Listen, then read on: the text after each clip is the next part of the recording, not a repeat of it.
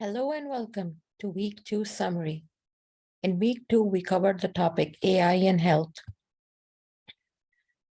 The lecture itself was divided into two parts, where in the first part, we talked in general about how AI has been evolving in the healthcare sector over the years, what are the different types of machine learning, and what's the potential pitfall of applying machine learning in healthcare. And then we looked at some Python constructs to get you started in programming for AI applications.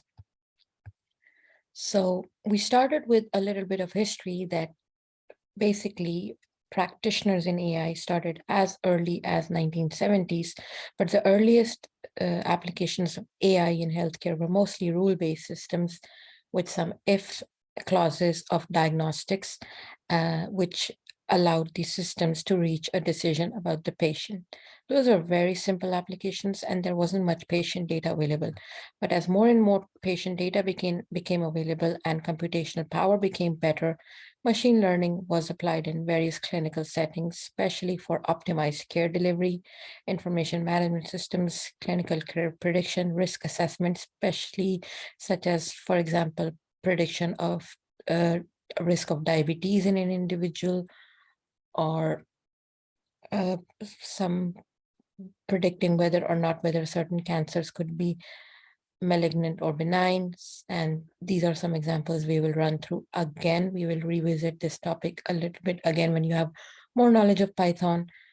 So then again, this topic was also covered in week 1, but we repeated in week 2 to further cement the idea about artificial intelligence being very broad and having various artificial narrow intelligence tasks that are basically machine learning tasks that we are able to solve in various steps.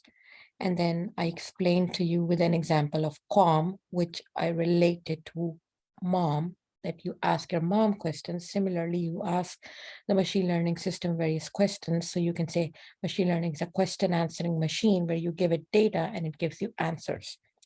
Then we talked about the different types of machine learnings and what distinguish them from each other: supervised learning, unsupervised learning, reinforcement learning. Few of you were very much interested in the concept of reinforcement learning, mainly because of this dog and the cookie. So supervised learning is where you're given a label and you associate the various data with that particular label. And when you're given a new data without the label, you can, based on the label that you already have, you can put it into a certain label set. That's what supervised is. So you're guiding the process, you're supervising the process by the means of these different labels that you see in this picture.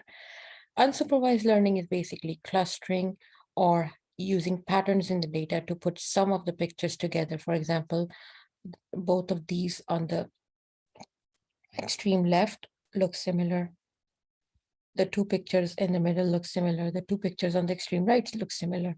So this is what unsupervised learning is about. Then we talked a little bit about reinforcement learning, which might not cover in this course, but maybe in an advanced course at some point. If you're interested, I can point you to some resources where it's highly technical.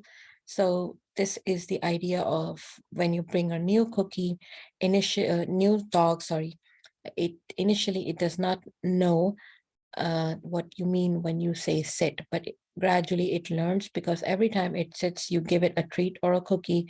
So it's a reward thing and its mind is getting trained about rewards and punishments. So that concept of positive reinforcement and negative reinforcement is also used to train a machine.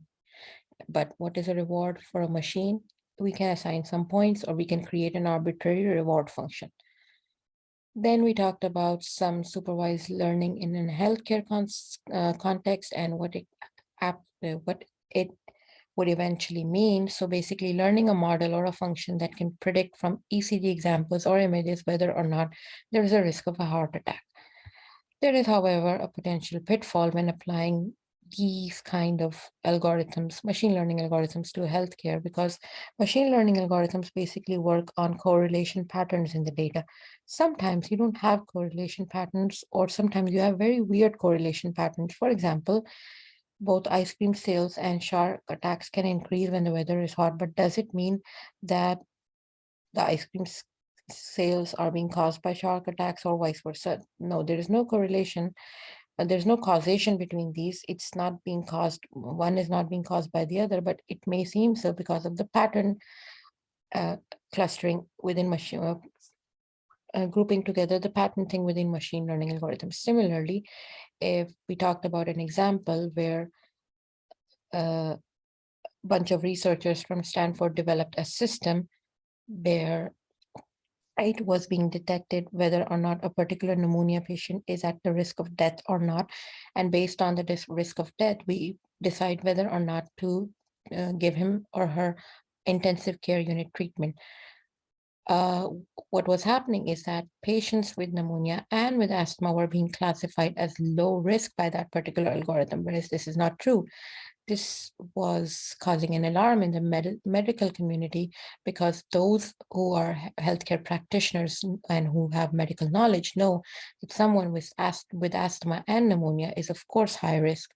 So what was happening was that the hospital who stated that these researchers had a policy that if a person comes with asthma and he has got pneumonia, will directly admit him to intensive care unit. So eventually his uh, risk of death was definitely low, and that's what the algorithm was predicting, which is of course correct.